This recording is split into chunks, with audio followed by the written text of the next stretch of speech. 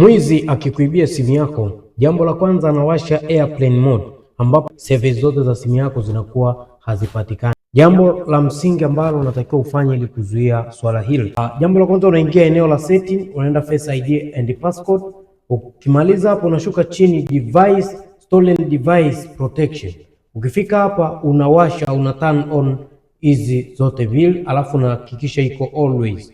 Jambo la tatu unashuka, unarudi nyuma, alafu unaenda kwenye hii part imeandikwa control center.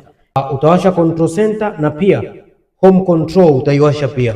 Na jambo la mwisho unaingia kwenye part imeandikwa iCloud. Kwenye iCloud yako hapa juu utabonyeza, utaenda find my iPhone. Ukishaenda find my iPhone uta turn on share my location. Kwa kufuata step hizi, location ya eneo simu yako ilipo endapo imeibiwa una uwezo wa kuiona. Hataweza kuwasha airplane mode.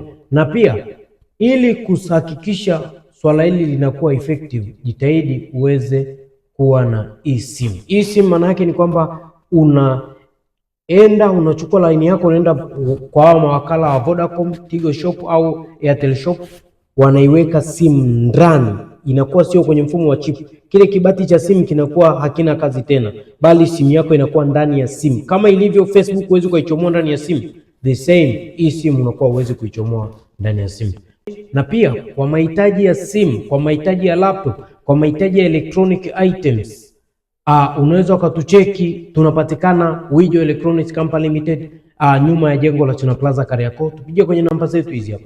Tunafanya free delivery mikoa yote Tanzania. Hakikisha njia za malipo unazozitumia zinasoma jina Wijo Electronics Limited.